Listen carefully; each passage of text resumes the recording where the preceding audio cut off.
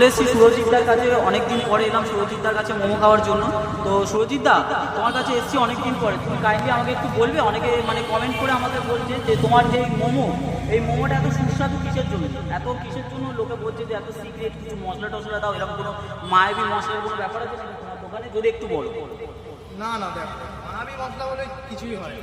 মায়াবী মশলা কি, আমি কোনো জাদুঘর যে মায়াবী মশলা তৈরি করবো নিজের হাতে। আমি যা মশলা দিই, যাই মশলা দিই বলতে গেলে নিজের হাতে বানানো পুরোটাই একদম অর্গ্যানিক মশলা দিই। বাইরের কোনো কিছু মেশাই না, ভেজাল কিছু মেশাই না, তার কারণে আমাদের মোমোটা এত সুস্বাদু হয় আর লোকে খেয়েও এর নাম করেছে।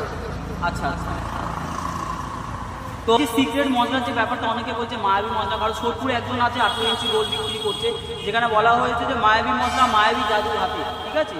তো তোমার এখানে কোনো মায়াবী মশলা বা কোনো রকম কোনো পরিকল্পনা নেই, যা হয় সব ঘরোয়া? হ্যাঁ, যা হয় সব ঘরোয়া, নিজের হাতে বানানো। তোমার ঘরে যেটা থাকবে, আমার ঘরে যেটা আছে সেটা দিয়েই বানাই আমি, বাইরে থেকে অন্য কিছু ইউজ করি না, মানে বাজে কিছু।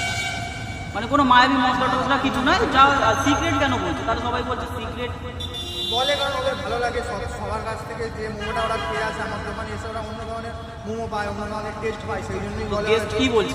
ভালো বলছে যে অন্যরকম, অন্য দোকানে যেগুলো খায় তার থেকে তোমার একটু অন্যরকম, তাই জন্যই হয়তো তুমি কিছু মায়াবী কিছু মেশা হয়েছে। তা ওটাই তুমি বলতে চাইছো যে সিক্রেট মশলা বলতে মায়াবী সিক্রেট মশলা, তাই তো? ঠিক আছে।